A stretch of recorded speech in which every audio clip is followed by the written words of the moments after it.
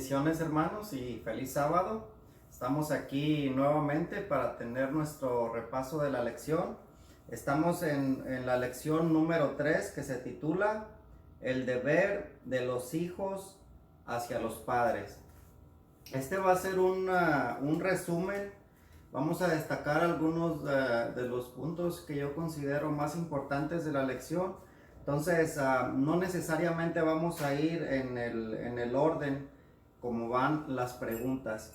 Así es de que me gustaría comenzar citando Malaquías capítulo 4 y versículos 5 y 6. Malaquías 4.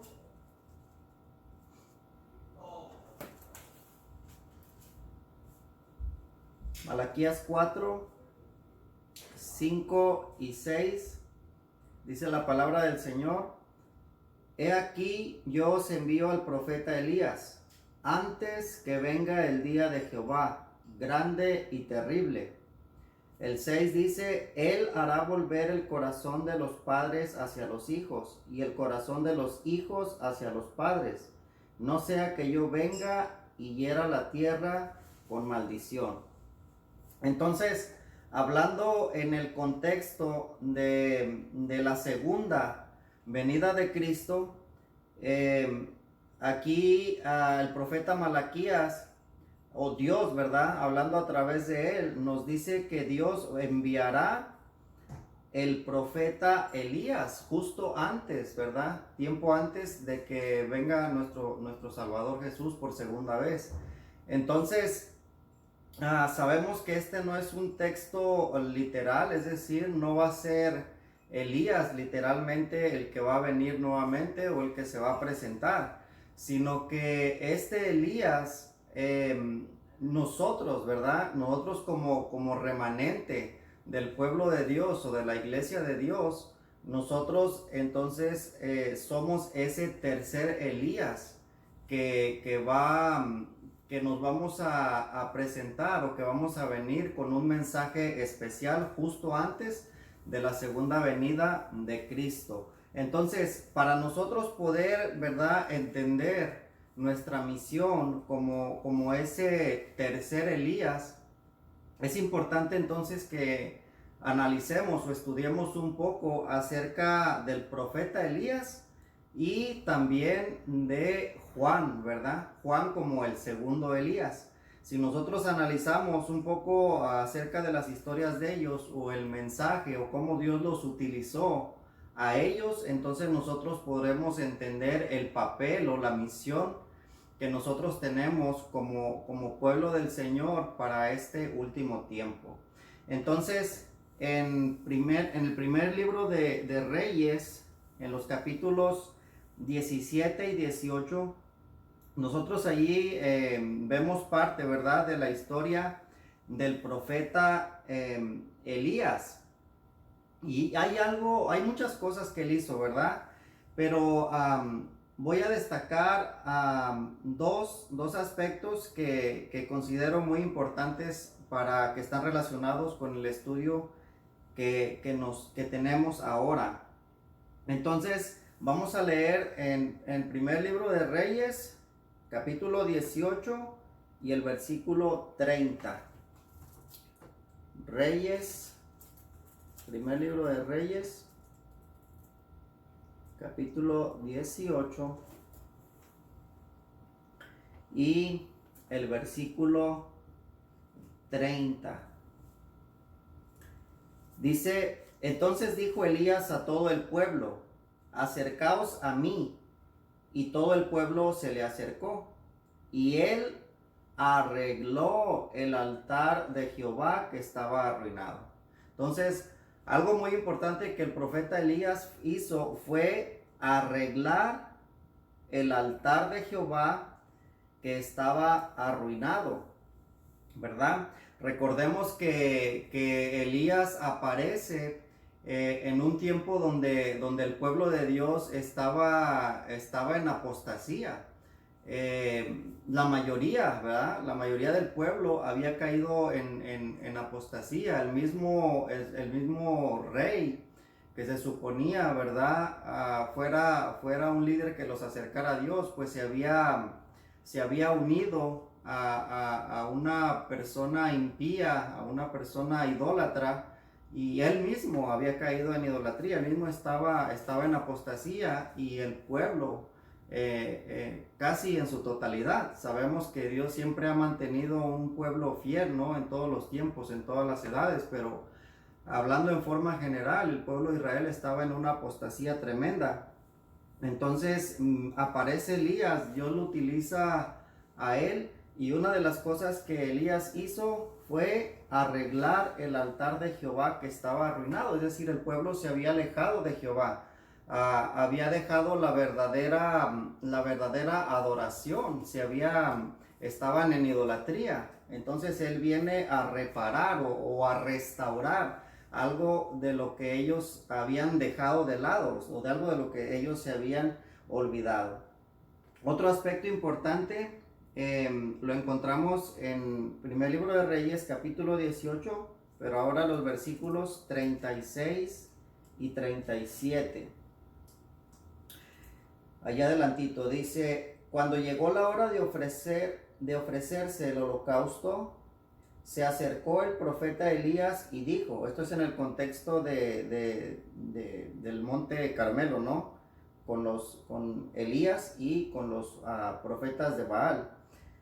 Dice Elías y dijo: Jehová, Dios de Abraham, de Isaac y de Israel, sea hoy manifiesto que tú eres Dios en Israel, y que yo soy tu siervo, y que por mandato tuyo he hecho todas estas cosas. Respóndeme, Jehová, respóndeme, para que conozca este pueblo que tú, oh Jehová, eres el Dios, y que tú vuelves a ti el corazón de ellos, ¿verdad?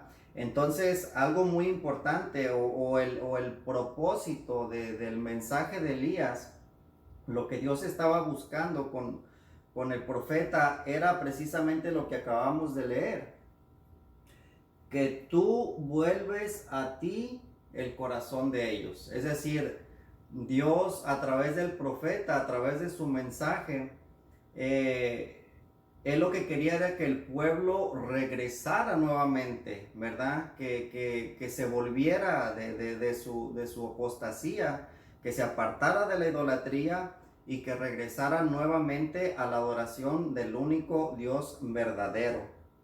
Entonces, vamos ahora a repasar un poquito acerca de Juan. Nosotros sabemos que Juan es ese segundo Elías, ¿verdad? Que Dios también mandó justo antes de la primera venida de Cristo.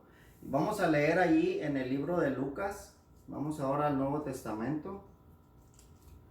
Vamos a leer en Lucas capítulo 1 y vamos a leer los versículos 15 al 17.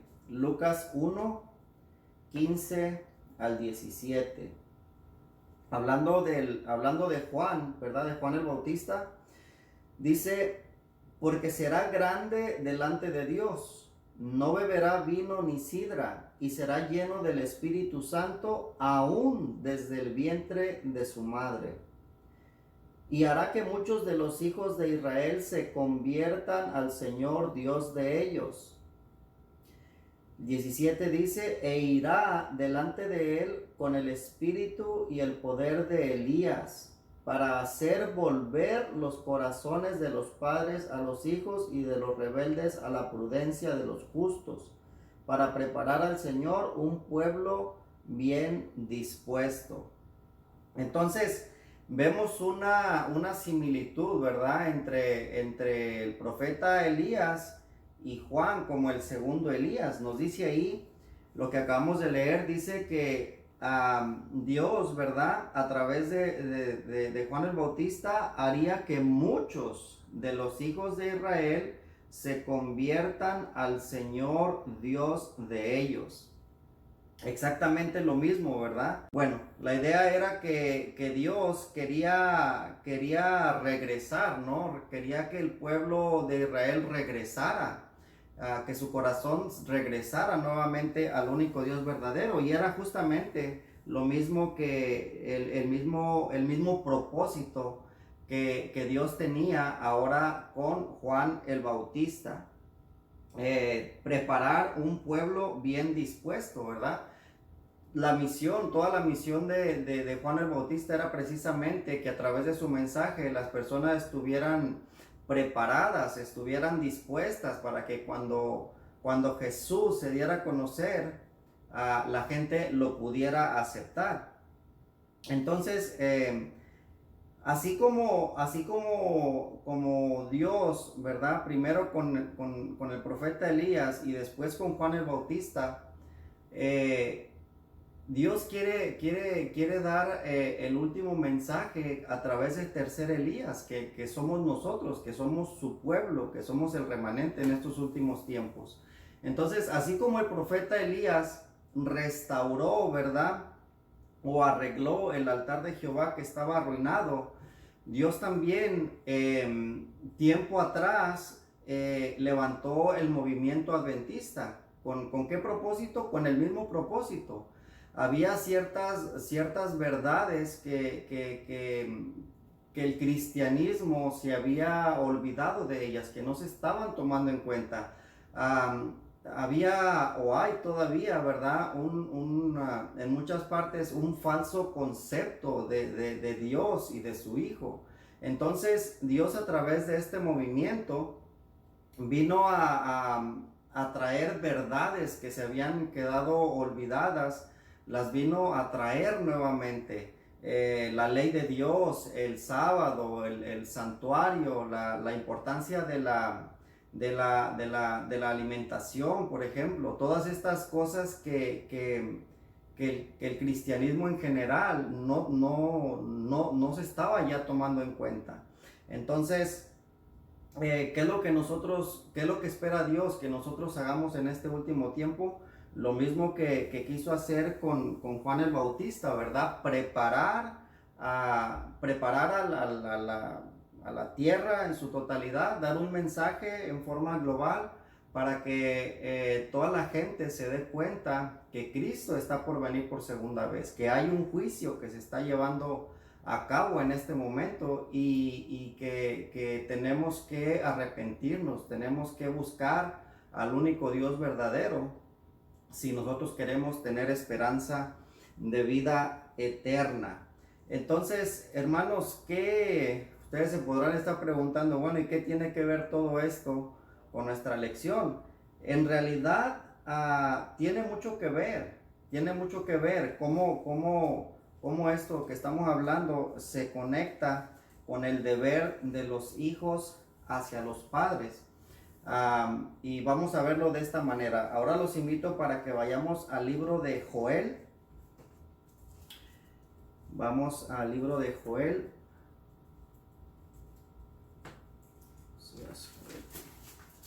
Y vamos a leer Joel 2. Vamos a leer el 28 y el 29. Joel 2, 28 y 29. Hablando precisamente, ¿verdad? De este tiempo antes de la segunda venida de nuestro Dios y de la promesa de esa lluvia tardía, ¿no? Que se va a dar. Hablando de ese derramamiento del Espíritu de Dios. Miren lo que dice el profeta Joel. Dice, y después de esto derramaré mi espíritu sobre toda carne. Dice, y profetizarán vuestros hijos y vuestras hijas. Vuestros ancianos soñarán sueños y vuestros jóvenes verán visiones. 29. Y también sobre los siervos y sobre las siervas derramaré mi espíritu en aquellos días. Entonces, bien importante estos versículos, porque como podemos ver, nos está diciendo que Dios no solamente va a utilizar a personas avanzadas de edad o a personas adultas, sino que los jóvenes, ¿verdad? van a tener un papel, van a tener una parte muy importante en esto, en el mensaje que se va a dar en estos últimos días. Dice, vuestros hijos e hijas profetizarán, vuestros jóvenes verán visiones. Entonces, hermanos, como vemos, ¿verdad? Nuestros niños, nuestros jóvenes juegan una parte muy importante en la predicación del tiempo del fin. Y precisamente, si nosotros revisamos la nota número 3, hablaba precisamente acerca de eso.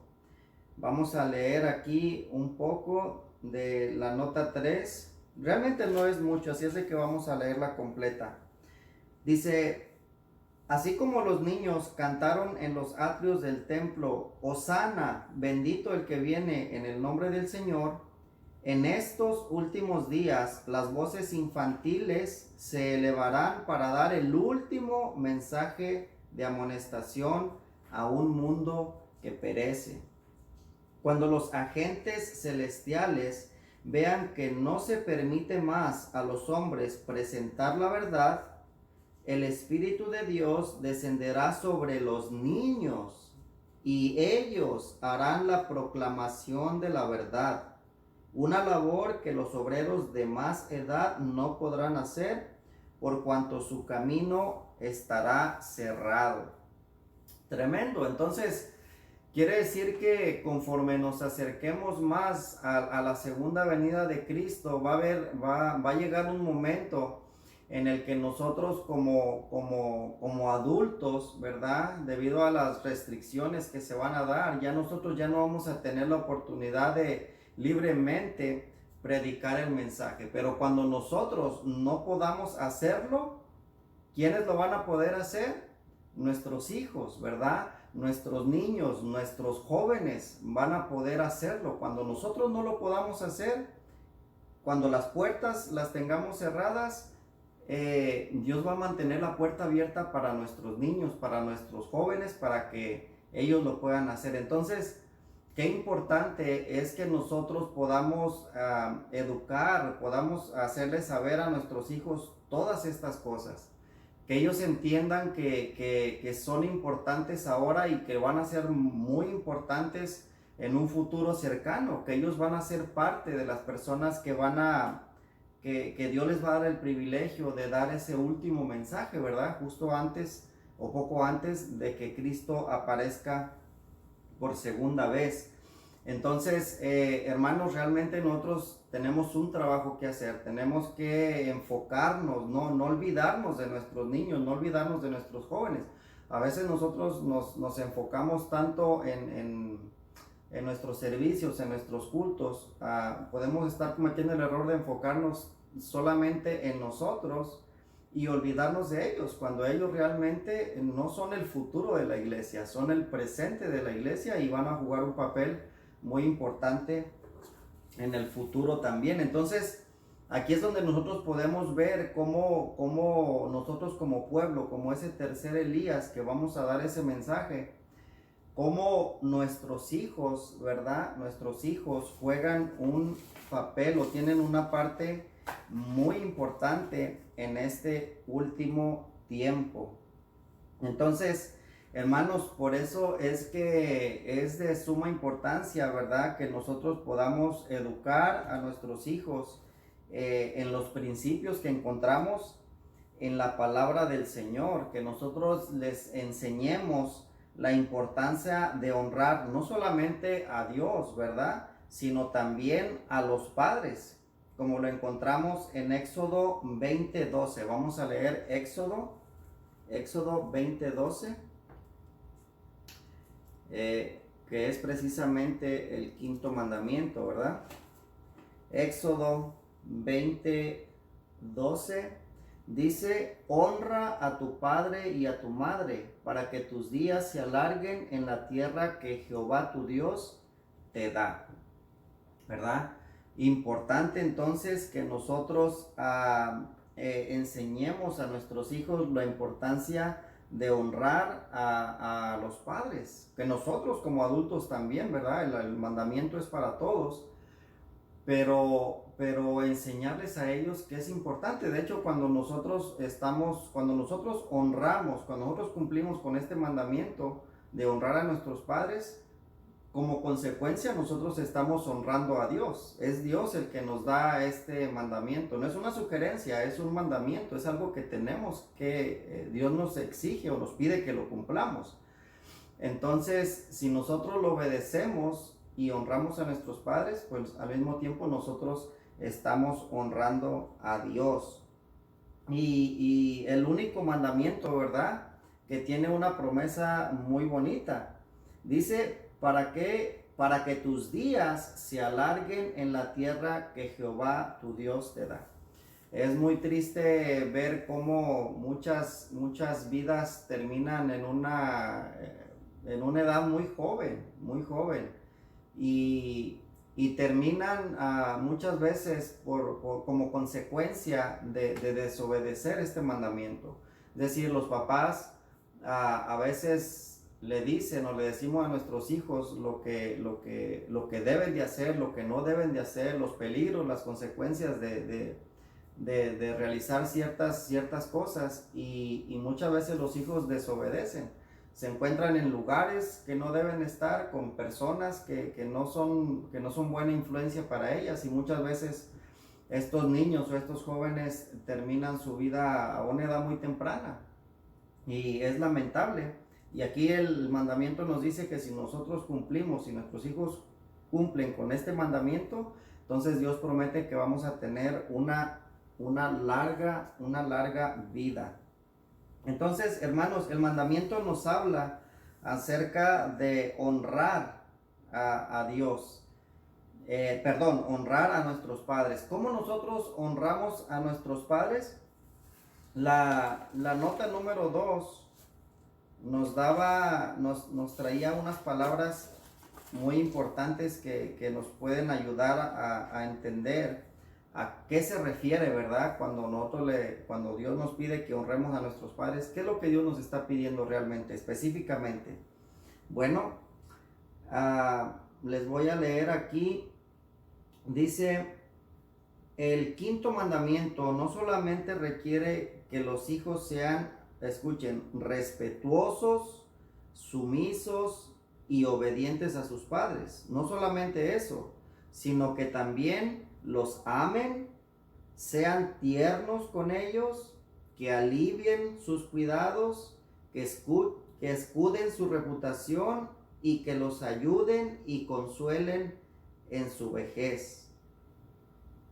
Entonces, después de leer esto, yo creo que ya tenemos entonces un concepto más amplio, ¿verdad? De lo que Dios nos está pidiendo cuando nos está diciendo que honremos a nuestros padres. Incluye realmente muchas cosas, ¿verdad? Incluye el respeto, incluye que seamos sumisos, que seamos obedientes, que aliviemos las necesidades que ellos puedan tener. Es muy triste cómo muchas veces, ¿verdad? Se descuidan o descuidamos como hijos a nuestros padres en las necesidades que ellos puedan tener. Conforme van pasando los años, pues ellos llegan a una edad ya muy grande, empiezan a perder ciertas capacidades que antes tenían, ya no trabajan quizás como lo hacían antes. Y es triste cómo muchas veces no se atiende, ¿verdad?, las necesidades que nuestros padres puedan tener. Podemos llegar a ser ingratos, ¿verdad? Ellos dedicaron toda su vida para que no nos faltara nada, para estar al cuidado de nosotros. Y es triste que cuando ellos necesitan ahora la ayuda de nosotros no podamos estar ahí para ayudarlos. Entonces, qué importante que nosotros podamos darle importancia a todo esto y que realmente podamos cumplir a cabalidad con lo que Dios nos está pidiendo. Entonces, es importante entonces, hermanos, que enseñemos a nuestros hijos la importancia de la obediencia también, ¿verdad? Que era de lo que venía hablando nuestra lección. Si nosotros somos ese tercer Elías, Nuestros hijos van a formar parte importante en este mensaje final. Entonces nosotros tenemos que enseñarles la importancia de la obediencia. Y vamos a ir a Colosenses 3:20. Colosenses 3:20.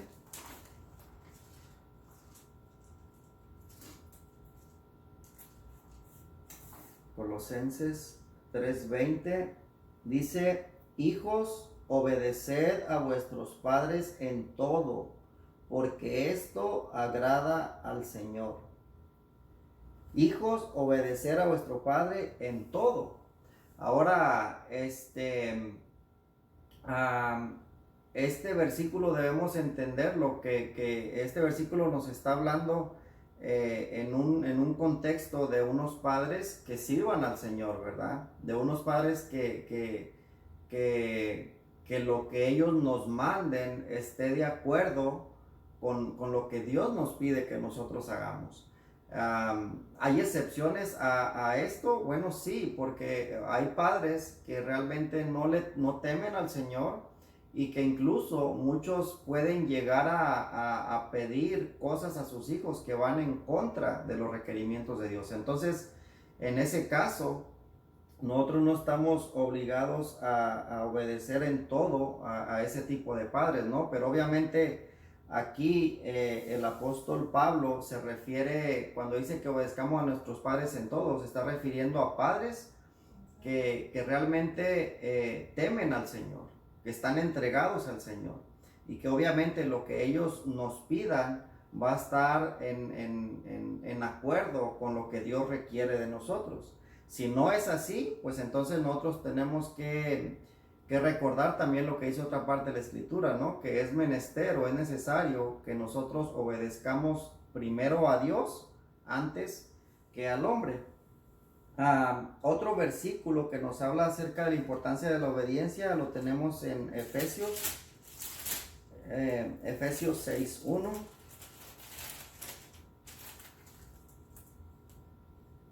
Y esto quizás este versículo nos ayuda a entender el otro, ¿no? Porque aquí dice: hijos, obedecer en el Señor a vuestros padres, porque esto es justo. Entonces, la obediencia a nuestros padres tiene que ser en el Señor, es decir, en los principios del Señor, en lo que Dios nos requiere de nosotros. Entonces, esa obediencia a nuestros padres tiene que ser en el Señor.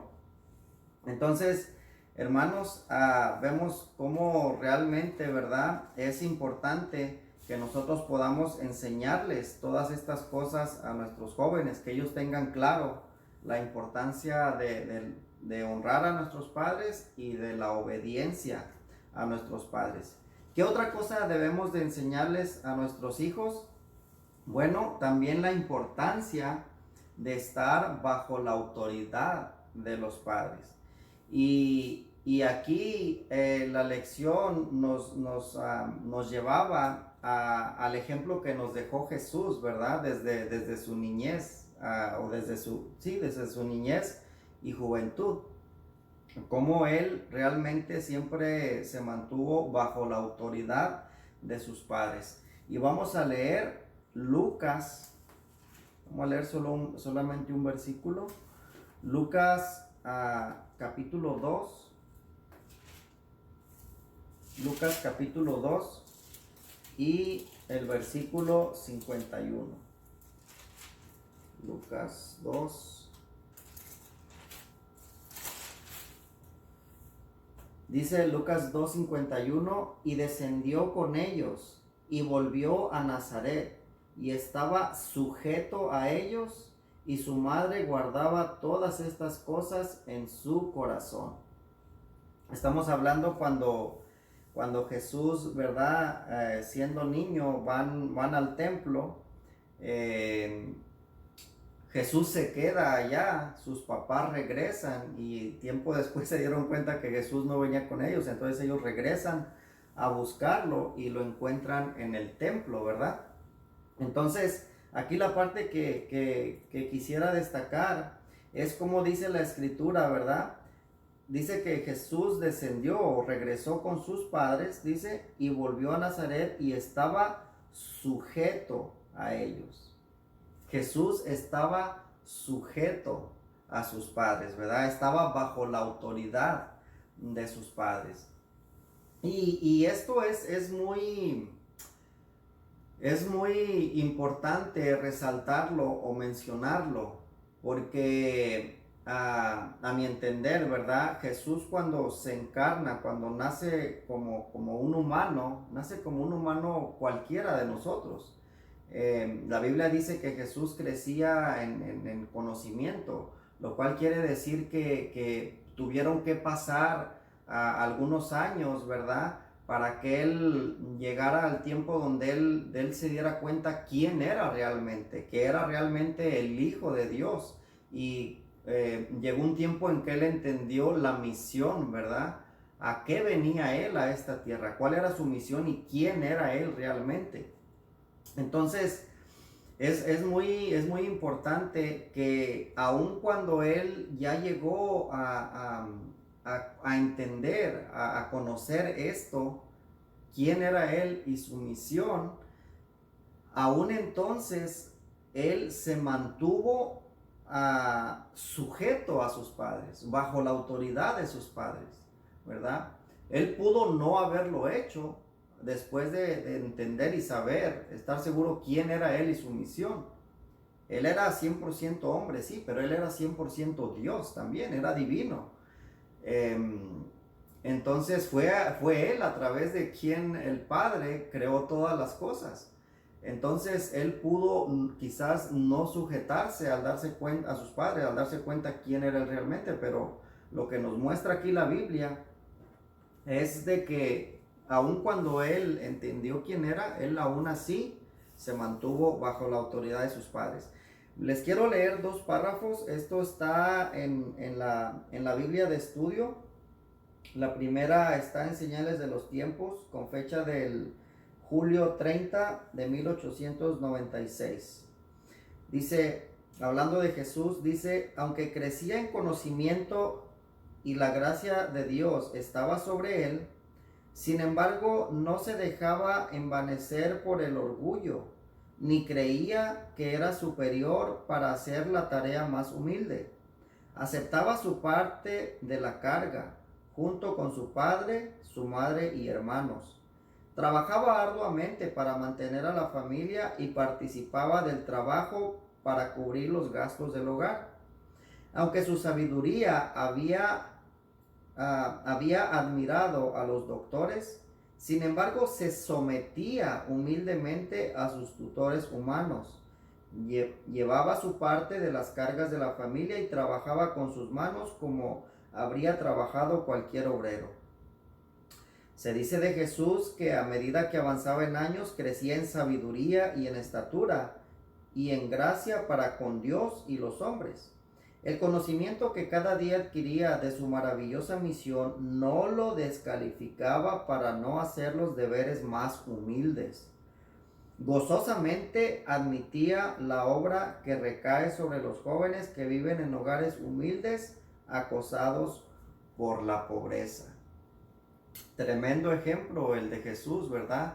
Que que les da no solamente a nuestros hijos, a nuestros jóvenes, a nuestros niños, sino a nosotros, que al final somos hijos también, ¿no? Somos hijos de alguien. El otro párrafo dice, Jesús recibía su educación en el santuario del hogar, no solo de sus padres, sino de su Padre Celestial. A medida que crecía, Dios le mostraba más y más la gran obra que estaba delante de él. Pero a pesar de todo ese conocimiento, no hacía alarde de superioridad. Nunca causó pena o preocupación a sus padres, faltándoles el respeto. Se deleitaba en honrarles y obedecerles. Aunque no ignoraba su gran misión, consultaba los deseos de ellos y se sometía a su autoridad. Cristo había sido el comandante de la hueste angélica, pero eso no fue motivo para que evadiera el trabajo dejado que sus padres lo sostuvieran. Mientras todavía era bastante joven, aprendió un oficio y fielmente cumplía sus deberes diarios, contribuyendo al sostén de la familia. Cristo era la luz y el gozo del círculo familiar. Qué bueno sería que nuestros jóvenes fueran la luz, ¿verdad? Y el gozo de nuestros hogares. Ahora, ¿cómo esto se va a lograr? ¿Cómo esto va a ser una realidad? Bueno, si nosotros desde una temprana edad, ¿verdad? Tratamos de educarlos en los principios de la palabra, que les enseñemos a nuestros hijos lo importante de honrar a sus padres, lo importante de la obediencia a sus padres, lo importante de estar bajo la autoridad de nosotros como sus padres. Y Jesús obviamente es nuestro máximo ejemplo en cuanto a esto se refiere.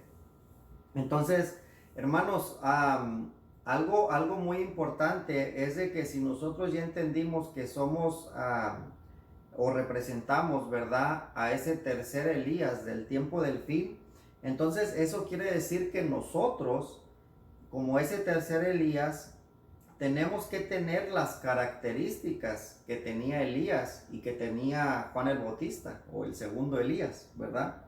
Si nosotros somos el tercer Elías, tenemos que tener las características de ellos. Y es interesante porque la Biblia nos muestra muchas similitudes entre estas dos personas. Por ejemplo, ¿cuál era la alimentación de ellos? Bueno, hermanos, era una alimentación sencilla, ¿verdad? Básicamente a base de plantas y semillas. Me imagino que la fruta obviamente formaba parte, aunque no lo mencione la Biblia específicamente.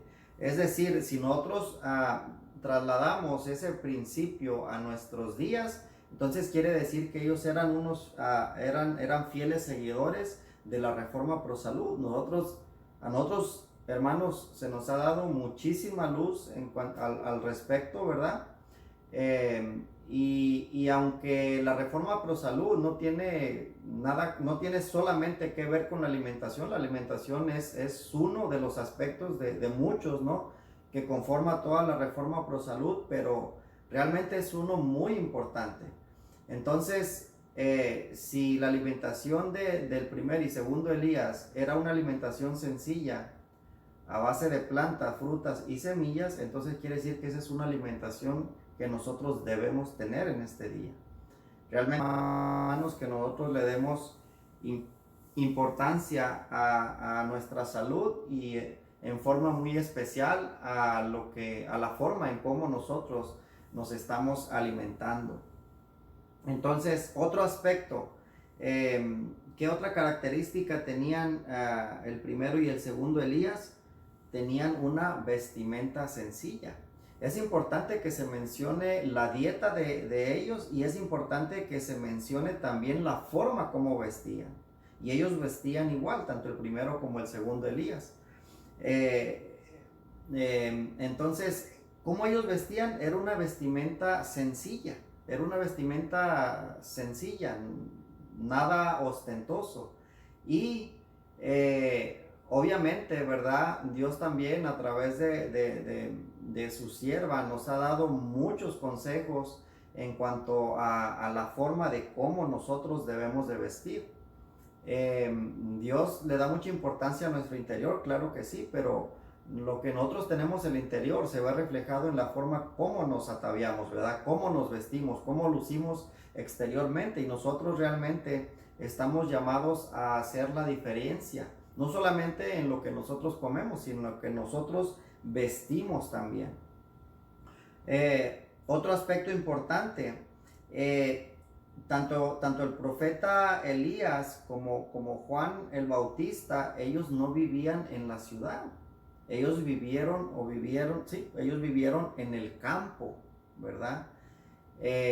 Nosotros hoy en día tenemos ese mensaje también, ¿no? Tenemos bastante información, sabemos que el propósito de Dios es de que su pueblo, ¿verdad?, no viva amontonado en las ciudades como muchos vivimos todavía, sino que es importante que nosotros tengamos en cuenta que el ideal de Dios para su pueblo es que nosotros vivamos fuera de las ciudades, no en las ciudades, fuera de las ciudades. Otra característica es de que ellos fueron instruidos directamente por Dios y no por los teólogos de ese tiempo, ¿verdad? Dios Dios les permitió vivir en el campo, alejados de las ciudades, en un ambiente ideal, y era Él, ¿verdad? Quien claro, a través de las escrituras que ellos tenían, pero obviamente Dios a través de su espíritu, pues era quien los estaba alimentando, que era quien los estaba preparando para la misión especial que tenían que desarrollar. Hermanos, es importante que nosotros en estos últimos tiempos, como ese tercer Elías que nosotros somos, no confiemos o no dependamos de lo que otras personas, otros teólogos o doctores, ¿verdad? Nos digan a nosotros. Claro, nosotros podemos aprender de muchas personas. Yo he aprendido de todo tipo de personas, tanto de personas muy preparadas como de personas que no tienen una educación teológica. El asunto acá, hermanos, es de que no debemos de nunca dejarnos guiar por lo que dice un teólogo o por lo que dice un pastor solo porque él haya tenido un estudio en alguna universidad, sino que nosotros debemos de ser guiados directamente y enseñados directamente por Dios a través de su palabra, doblando nuestras rodillas en oración y pidiéndole que sea Él el que nos enseñe, que sea Él el que nos guíe. Entonces, hermanos, estas eran características muy importantes del profeta Elías y de Juan el Bautista. Es importante entonces que nosotros podamos meditar en nuestra vida y darnos cuenta si realmente nosotros cumplimos o tenemos las características. Si nosotros no tenemos las características, quiere decir que